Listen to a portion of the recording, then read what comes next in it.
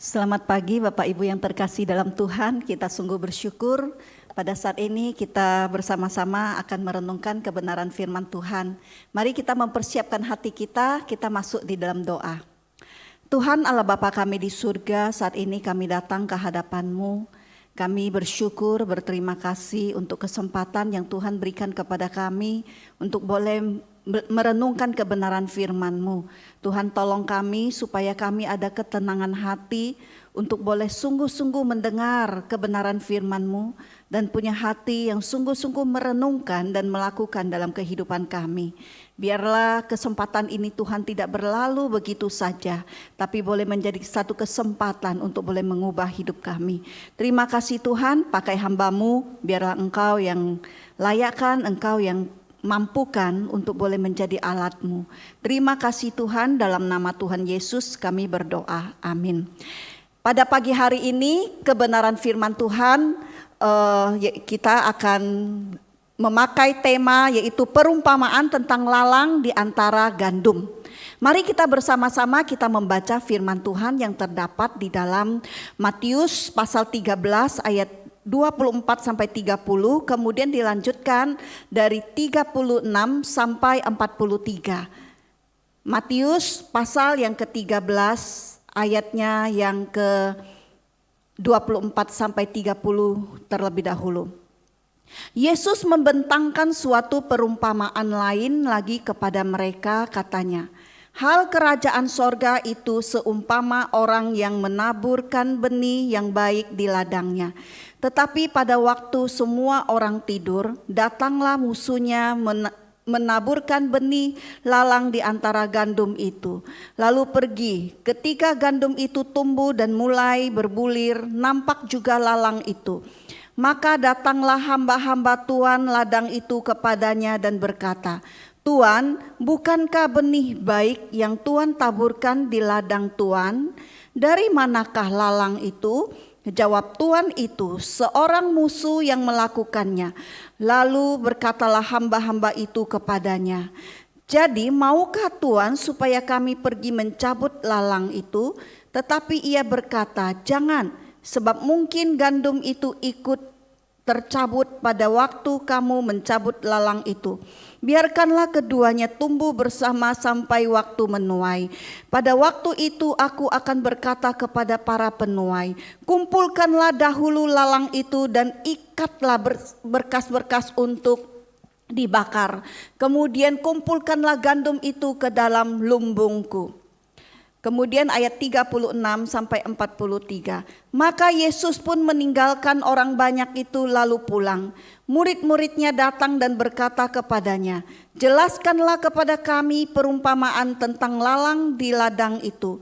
Ia menjawab katanya, orang yang menaburkan benih baik ialah anak manusia. Ladang ialah dunia. Benih yang baik itu anak-anak kerajaan dan lalang anak-anak si jahat.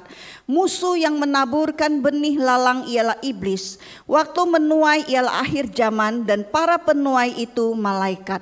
Maka seperti lalang itu dikumpulkan dan dibakar dalam api, demikian juga pada akhir zaman Anak Manusia akan menyuruh malaikat-malaikatnya dan mereka akan mengumpulkan segala sesuatu yang menyesatkan dan semua orang yang melakukan kejahatan dari dalam kerajaannya.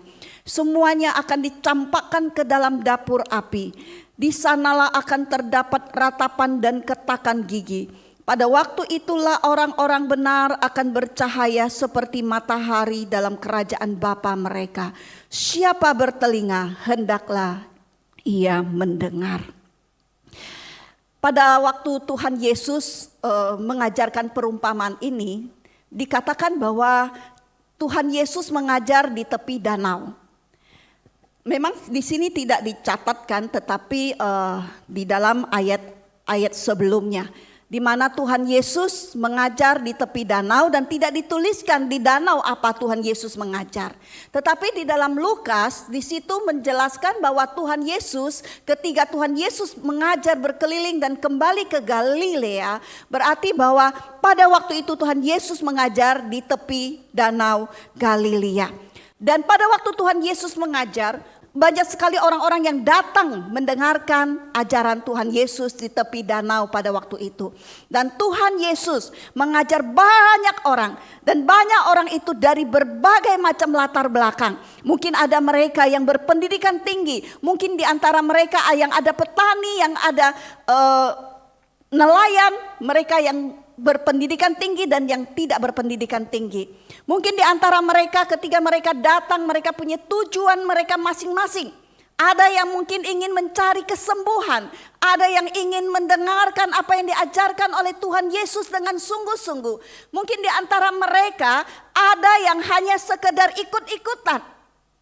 Banyak sekali mereka datang untuk mendengarkan ajaran daripada Tuhan Yesus. Dan pada waktu itu Tuhan Yesus mengajarkan perumpamaan tentang lalang di antara gandum. Lalang di antara gandum. Ada yang mengatakan bahwa itu adalah situasi keadaan di sebuah gereja. Di mana ada lalang, di mana ada gandum. Ketika gandum itu hidup, ketika gandum itu bertumbuh, lalang itu juga ikut bertumbuh.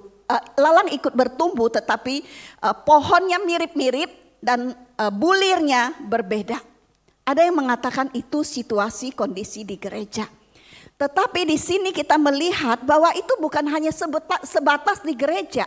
Di sini dikatakan bahwa ladang itu adalah dunia. Dunia. Jadi berarti lebih luas lagi. Memang di gereja mungkin bisa ada lalang. Tetapi di sini yang dimaksudkan oleh Tuhan Yesus adalah dunia secara luas. Kita mau melihat siapa itu lalang. Di firman Tuhan mengatakan bahwa lalang adalah anak-anak si jahat.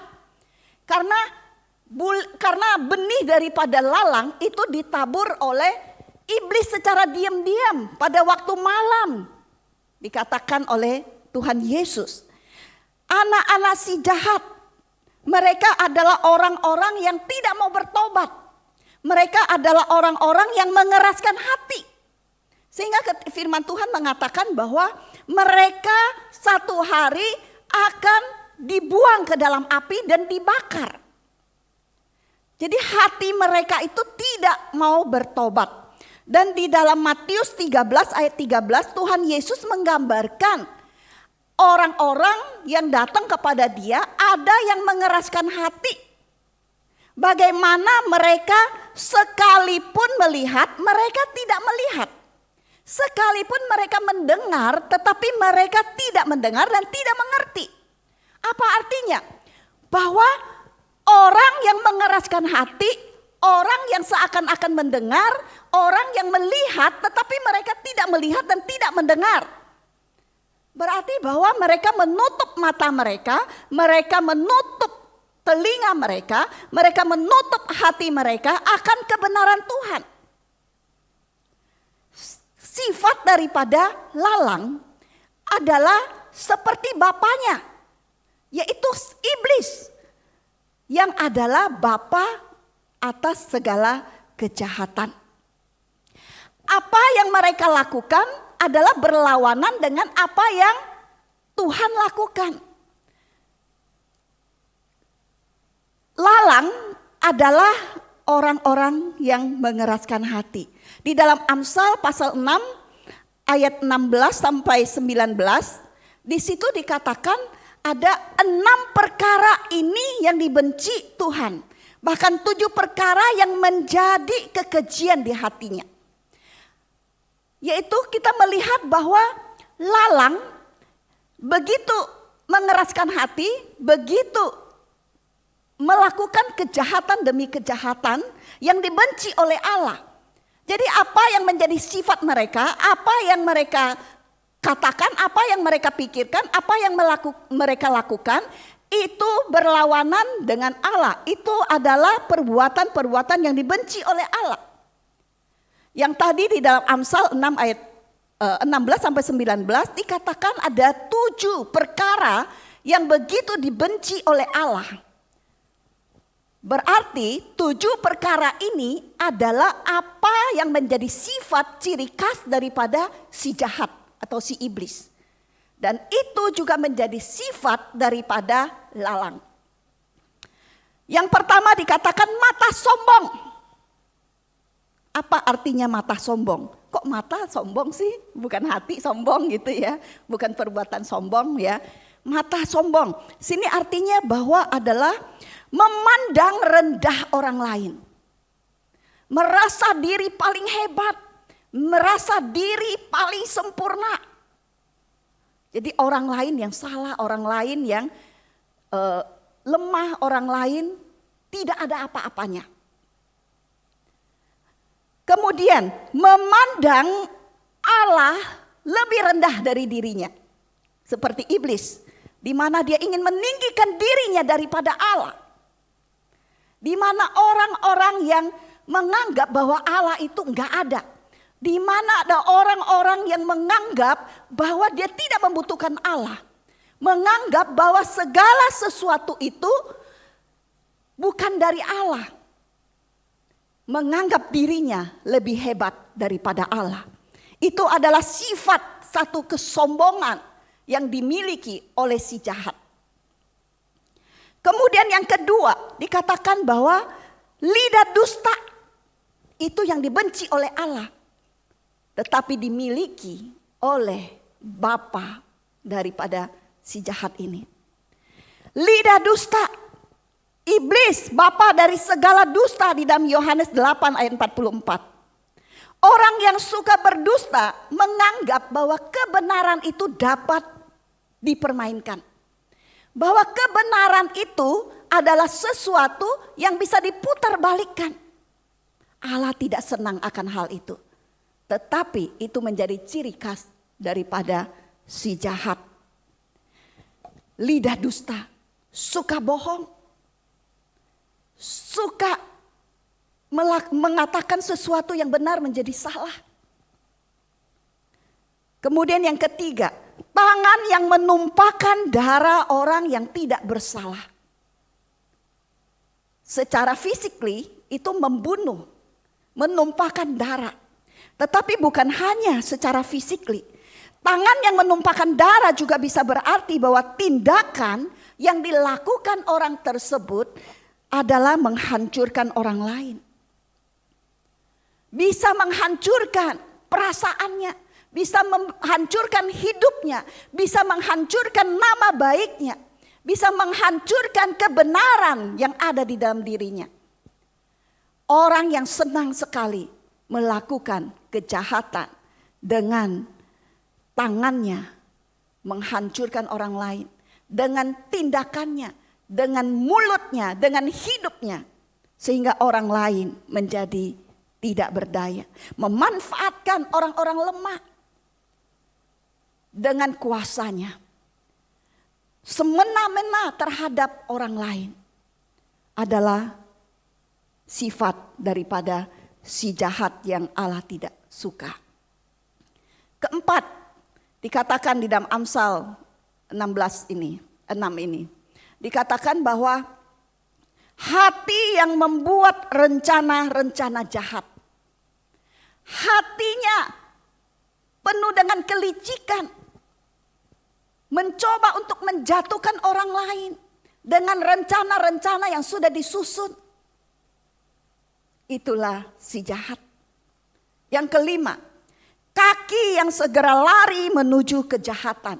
Yang segera lari begitu cepat, begitu dekat dengan kejahatan. Dia hanya dia lebih memilih melakukan kejahatan daripada kebaikan. Inilah si jahat yang dibenci oleh Allah.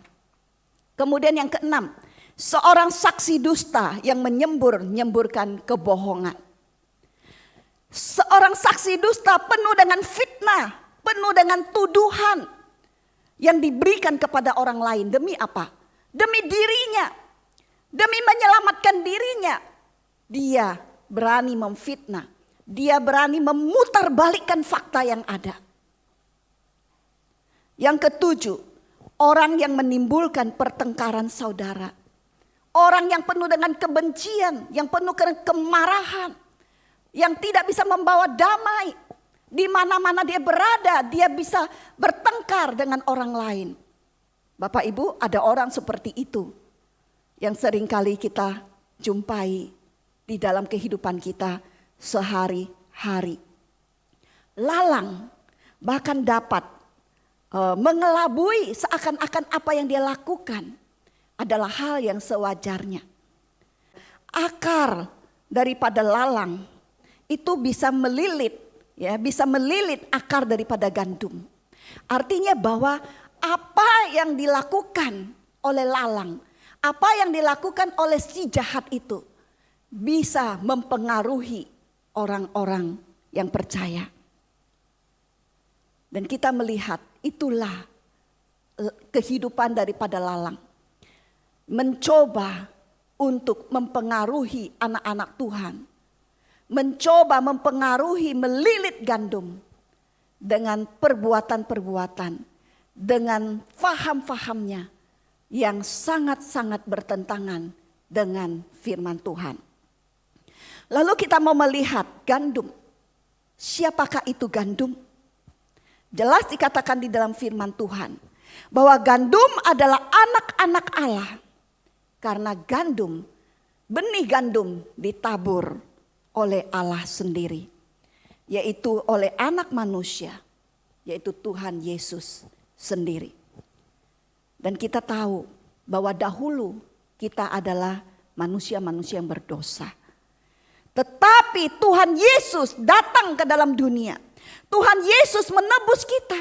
Tuhan Yesus menghapus dosa-dosa kita ketika kita dihapus oleh Tuhan Yesus dosa-dosa kita. Maka kita menjadi ciptaan baru. Maka kita menjadi anak-anak Tuhan. Kalau kita menjadi anak-anak Tuhan, maka dikatakan kita adalah menjadi milik Tuhan. Di dalam Galatia pasal 2 ayat 20 dikatakan, namun aku hidup, tetapi bukan lagi aku sendiri yang hidup, melainkan Kristus yang hidup di dalam aku. Paulus yang tadinya adalah orang yang berdosa, orang yang menentang Tuhan, orang yang bahkan menganiaya anak-anak Tuhan. Tetapi Paulus katakan ketika dia percaya Tuhan Yesus, ketika dia dicipta barukan, dan dia dihapuskan dosa-dosanya. Dia berkata, namun aku hidup. Tetapi bukan lagi aku yang hidup. Tetapi Kristus yang hidup di dalam aku. Dan hidupku yang kuhidupi sekarang di dalam daging adalah hidup oleh iman dalam anak Allah. Yang telah mengasihi aku dan menyerahkan dirinya untuk aku. Paulus sadar bahwa sekarang dia bukan lagi orang yang dahulu. Orang yang berlawanan dengan Tuhan. Tetapi sekarang dia adalah manusia yang baru. Yang telah dicipta barukan oleh Tuhan. Kristus yang hidup di dalam aku. Bukan lagi aku sendiri. Bukan aku lagi yang dipengaruhi oleh si jahat. Bukan lagi aku yang berdosa, bukan lagi aku yang menentang Tuhan. Tetapi Kristus yang hidup di dalam aku. Kristus yang hidup di dalam aku, kita adalah sebagai anak-anak Allah. Kita pun harus memiliki sifat-sifat yang dimiliki oleh Allah. Kita harus memiliki apa yang Allah benci dan kita juga memiliki apa yang Allah cintai. Hati yang demikian adalah hati seorang anak-anak Allah. Bagaimana kita telah membahas tadi, bagaimana sifat-sifat si jahat yang begitu dibenci oleh Allah. Yang di dalam Amsal 6 tadi dikatakan, ada 7 perkara yang dibenci oleh Allah. Kita sebagai anak-anak Tuhan, berarti bahwa ketujuh hal itu juga menjadi hal-hal yang kita benci. Hal-hal yang kita jauhi. Hal-hal yang tidak lagi ada di dalam diri kita. Karena kita adalah anak-anak Allah. Kita adalah gandum yang ditanam oleh Allah sendiri. Lalu kita melihat bagaimana sih seharusnya kita sebagai anak-anak Allah Kita hidup di tengah-tengah lalang yang mencoba menghimpit kita, yang mencoba mempengaruhi kita sebagai anak-anak Allah, yang harusnya memiliki sifat-sifat Allah di dalam diri kita. Bukan lagi yang terpengaruh oleh kehidupan lama kita. Kita melihat apa sih seharusnya sikap kita. Satu hal yang paling penting adalah fokus pada pertumbuhan kita. Seperti gandum yang terus bertumbuh dan menghasilkan bulir yang baik. Kita sebagai anak-anak Tuhan pun sekalipun kita dihimpit oleh lalang-lalang yang ada. Baik di dunia secara luas di mana kita tinggal. Dan juga mungkin terselip juga lalang-lalang di gereja. Bagaimana seharusnya kita hidup, kita fokus pada pertumbuhan kita. Kita fokus bagaimana hidup kita memuliakan Tuhan. Sekalipun ada kegangguan, sekalipun ada kacauan-kacauan yang diberikan oleh si lalang. Tetapi kita fokus, kita mau bertumbuh, kita mau berbuah. Si jahat memang sangat gencar untuk mengacaukan, bahkan terus mencoba untuk menghancurkan kita sebagai anak-anak Tuhan. Di dalam 1 Petrus pasal 5 ayat 8 dikatakan, sadarlah dan berjaga-jagalah. Lawanmu si iblis berjalan keliling sama seperti singa yang mengaum-ngaum dan mencari orang yang dapat ditelannya. Iblis, si jahat, begitu gencar, berkeliling. Bahkan dikatakan mencari loh.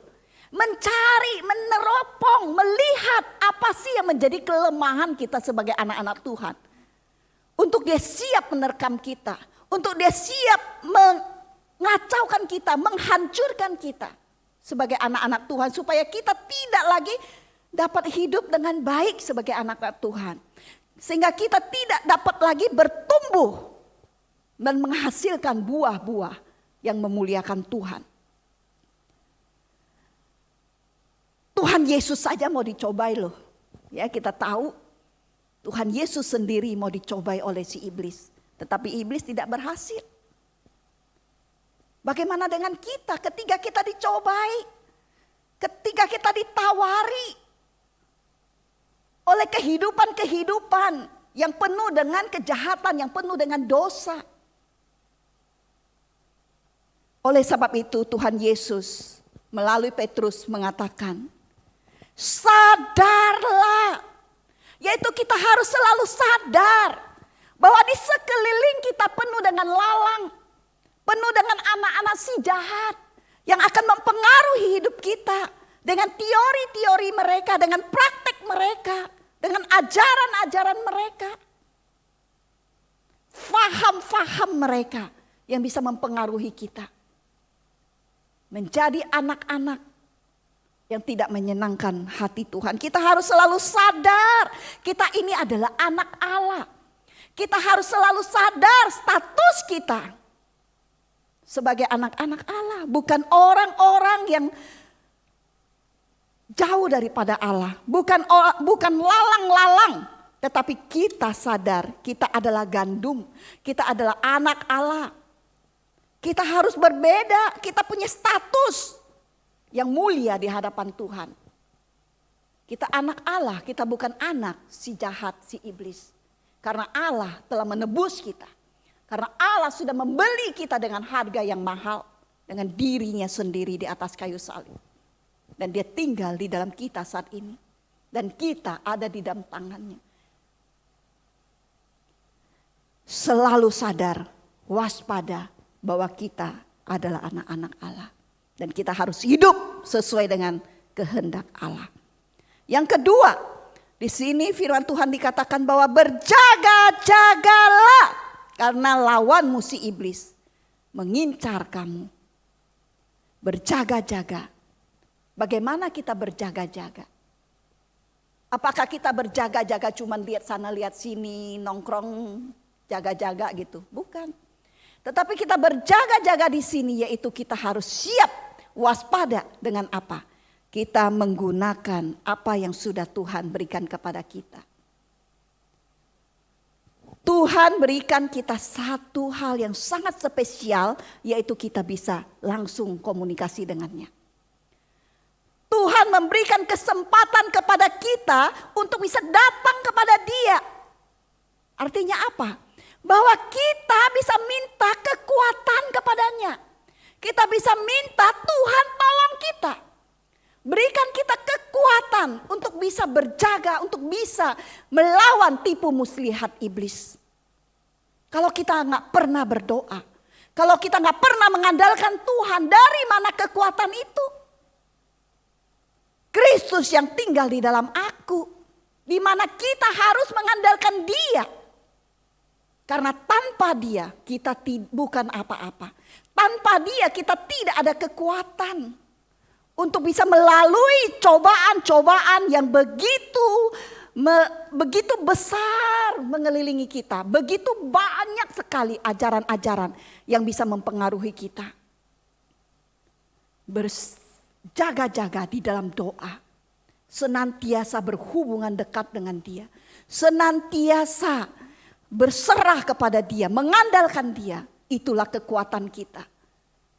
Di mana kita bisa menghindari kekacauan yang ingin diciptakan oleh iblis terhadap kita sebagai anak-anak Tuhan. Mari kita saling mendoakan. Kita saling bergandengan tangan sesama anak-anak Tuhan. Untuk bisa kita lebih kuat lagi di dalam doa, di dalam berserah, di dalam menguatkan. Berjaga-jagalah dengan mengandalkan Tuhan.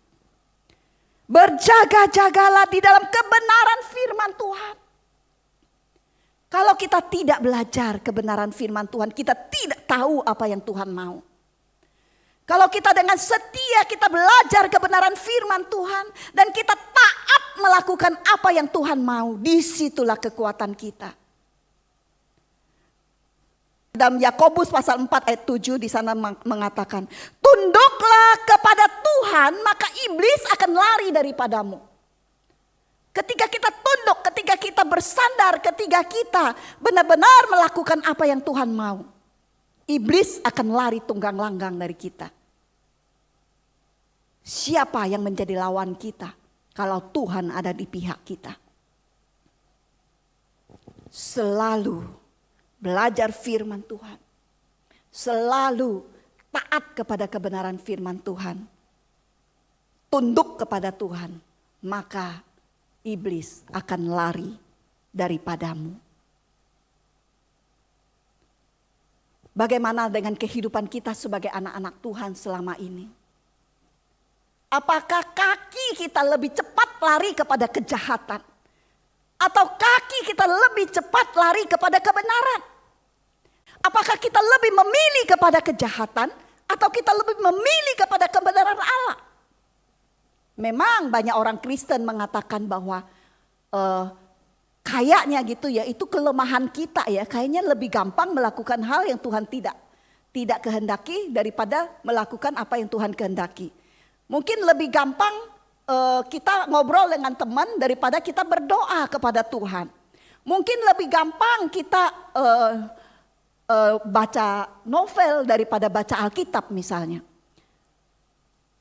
Tetapi kalau kita sebagai anak Tuhan seharusnya kita lebih gampang untuk berdoa.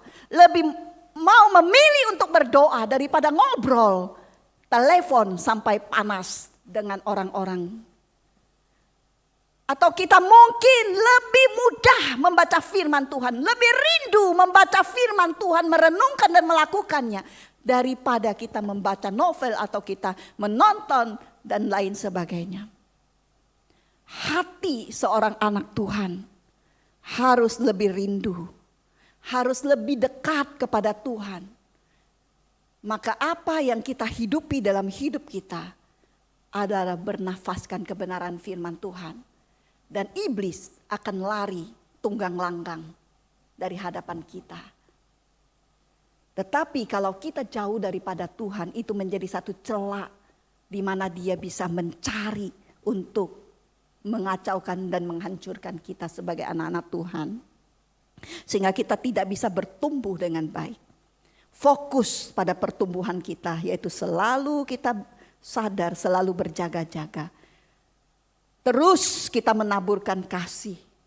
Kita terus menaburkan kasih dalam kehidupan kita. Sekalipun mungkin di sekeliling kita ada orang-orang yang merupakan lalang. Orang-orang yang sangat mengganggu kehidupan kita. Bahkan merusak hidup kita. Jangan sibuk kita mau menyingkirkan lalang itu. Jangan sibuk kita membenci mereka atau mendendam kepada mereka. Jangan. Tetapi di dalam situasi keadaan demikian, Tuhan Yesus juga pernah berkata, kasihilah musuhmu. Kita terus menaburkan kasih, kita jangan dendam, jangan marah, jangan benci. Itu hanya akan menguras emosi kita, menguras kehidupan rohani kita. Sehingga kita tidak fokus lagi kepada pertumbuhan iman kita. Tapi biarlah tugas kita tetap adalah fokus kepada pertumbuhan. Di mana kita bisa menjadi anak-anak Allah yang terus menaburkan kasih. Sekalipun kita dibenci, kita jangan membenci. Sekalipun dijahatin oleh orang lain, kita tidak menjahatin mereka. Saya beberapa lama yang lalu begitu ya. Dulu saya punya II, yaitu cici mama saya waktu masih muda gitu ya. Waktu masih muda saya baru tahu gitu ya. Adik-adik saya bilang, II saya itu pernah bawa pisau gitu ya, mau kejar mama saya, mau ditusuk karena mama saya menasehati dia ya supaya dia bisa hidup lebih baik lagi gitu ya. Tapi belakangan ini kita mendapat kabar karena sudah lama hilang, kita pikir udah meninggal gitu ya, jadi nggak ada yang tahu. Beberapa lama ini kita dapat kiriman video gitu ya. Diviralkan, ada orang tinggal di sebuah gubuk kecil, ya, sebuah gubuk kecil, lalu nggak ada siapa-siapa katanya gitu ya. Terus ditanyain saudaranya siapa, ada mama saya namanya muncul, saudara-saudara mama saya gitu ya. II saya ini memang luar biasa gitu ya, memang luar biasa. Aduh, sifat-sifat jeleknya begitu. Tapi akhirnya udah puluhan tahun muncul begitu. Ya di videoin gitu ya. Akhirnya saudara-saudara yang lain ya tetap dapat menunjukkan kasih ya. Mereka mengumpulkan uang ya buat dikirim ke dia melalui orang yang tahu begitu ya. Jadi kita melihat di sini bahwa kita sebagai anak Tuhan, kita nggak boleh dendam kepada orang yang jahat kepada kita. Sekalipun orang jahat, ya kita tetap menaburkan kasih kepada mereka. Kita melihat bahwa perumpamaan yang Tuhan Yesus berikan tentang lalang di antara gandum, ya, memang sebagai anak-anak Tuhan kita setiap hari kita hidup dipengaruhi oleh orang-orang yang demikian. Dan memang lalang ini dikatakan adalah orang-orang yang tidak mau bertobat, orang-orang yang mengeraskan hati, yang satu hari mereka akan dibuang ke dalam api neraka pada akhir zaman, di mana mereka akan dibuang ke dalam api neraka. Ya, mereka tidak ada pertobatan dan mereka adalah orang-orang yang tidak mau menerima Tuhan, tidak mau mendengar, menutup telinga, menutup mata, menutup hati. Tetapi ya kalau kita melihat sesuai dengan konteks di mana Tuhan Yesus mengajar dari berbagai macam orang ya, dari berbagai macam latar belakang, dari berbagai macam tujuan. Siapa tahu di antara mereka ada orang-orang yang seperti Paulus yang ketika mendengar mereka mau bertobat. Ada orang yang seperti Sakius, ada orang yang seperti perempuan yang berzina yang bertobat. Mungkin ada orang-orang seperti Yusuf Arimatea. Mungkin ada orang-orang yang seperti kita yang tadinya berdosa. Yang tadinya harusnya dibakar. Tapi akhirnya kita dapat percaya. Karena anugerah Tuhan. Maka biarlah hidup kita fokus terus bertumbuh. Walaupun ada lalang. Tetapi kita tahu, siapa tahu di antara orang-orang yang di sekeliling kita. Ada orang-orang yang siap untuk bertobat. Biarlah hidup kita boleh terus memancarkan Tuhan. Hidup kita boleh dipenuhi oleh sifat-sifat Allah di dalam apa yang kita praktekkan. Sehingga ada orang-orang yang boleh bertobat. Memang ada banyak lalang-lalang. yang penuh dengan kebencian, yang penuh dengan kejahatan. Tetapi kita juga harus ingat, mungkin di antara mereka ada orang-orang yang siap untuk bertobat. Di mana ketika kita mempengaruhi mereka, jangan biarkan lalang itu melilit kita sampai kita tidak bisa berbuat apa-apa. Tapi biarlah kita terus fokus kepada Allah, berjaga-jaga di dalam doa, selalu belajar dan taat tunduk kepada kebenaran firman-Mu. Sadar bahwa kita anak Allah yang harus terus bersinar, yang harus terus menjadi saksi. Sehingga di dalam kehidupan dunia ini kita melihat bahwa semua itu hanyalah sementara. Karena satu hari itu semua akan berakhir. Dikatakan bahwa lalang akan dibakar, tetapi gandum akan kembali ke surga bersama dengan Bapa, yang dikatakan akan bersinar seperti matahari. Semua itu akan berlalu, tapi kita tahu bahwa satu hal, semua itu dikontrol oleh si pemilik ladang, yaitu Tuhan kita sendiri. Dia yang mempunyai kuasa yang mutlak, dia yang mempunyai kedaulatan yang mutlak. Iblis tidak ada apa-apanya. Iblis tidak punya kuasa seperti Allah. Satu hari akan dihancurkan oleh Allah sendiri, dibuang ke dalam api neraka. Jadi kita melihat Allah yang kita miliki adalah Allah yang penuh dengan kuasa. Allah yang memiliki dunia ini dan segala kehidupan kita dikontrol oleh Allah. Kemudian kita melihat bahwa melalui hal ini kita melihat bahwa Allah tidak membiarkan kita. Dan disitulah kekuatan kita sebagai anak-anak Tuhan. Jangan iri kepada si pencemooh, jangan iri kepada si penjahat. Melihat kok mereka kayaknya hidupnya lebih sukses, kok hidupnya mereka lebih baik. Tidak, itu hanya sementara. Karena apa? Satu hari itu akan dihancurkan oleh Allah. Biarlah kita boleh sungguh-sungguh melalui apa yang diumpamakan oleh Tuhan Yesus tentang lalang dan gandum. Satu hal kita bisa pelajari, bahwa Tuhan tidak akan membiarkan kita bertumbuh sendiri. Tuhan akan terus menolong kita. Asal kita mau selalu berjaga-jaga, selalu bersandar kepada Dia. Maka kita akan keluar sebagai pemenang sehingga Tuhan datang. Ketika Tuhan Yesus datang kembali, entah kita pada waktu itu kita sudah masih di dunia ini atau tidak di dalam dunia ini lagi, maka kita akan melihat bahwa kita akan bersinar terang seperti matahari. Kita akan ada di surga bersama dengan Dia. Dan di dunia ini pun Tuhan tidak tinggalkan kita. Marilah kita bersama-sama, kita berjuang bersama dengan Tuhan kita, menjalani kehidupan kita di tengah-tengah dunia yang penuh dengan kejahatan. Sehingga kita tetap dapat bersinar terang dan membawa orang-orang kepada Tuhan. Mari kita berdoa. Tuhan Allah Bapa kami di surga, saat ini kami datang ke hadapan-Mu. Kami bersyukur Tuhan untuk firman-Mu. Biarlah firman-Mu terus berbicara kepada kami agar kami tidak menjadi anak-anak Tuhan yang dipengaruhi oleh lalang, tetapi malah kami yang mempengaruhi orang-orang di sekeliling kami agar mereka boleh datang kepada Tuhan. Walaupun ada lalang yang sepertinya tidak bisa bertobat dan satu hari akan dibuang ke dalam api neraka, tetapi kami melihat bahwa masih banyak orang yang mungkin masih bisa bertobat di antara banyak orang di sekeliling kami. Tolong kami, jadikan kami sebagai alat-Mu membawa orang-orang kepada Engkau. Ini doa kami dalam nama Tuhan Yesus kami berdoa. Amin.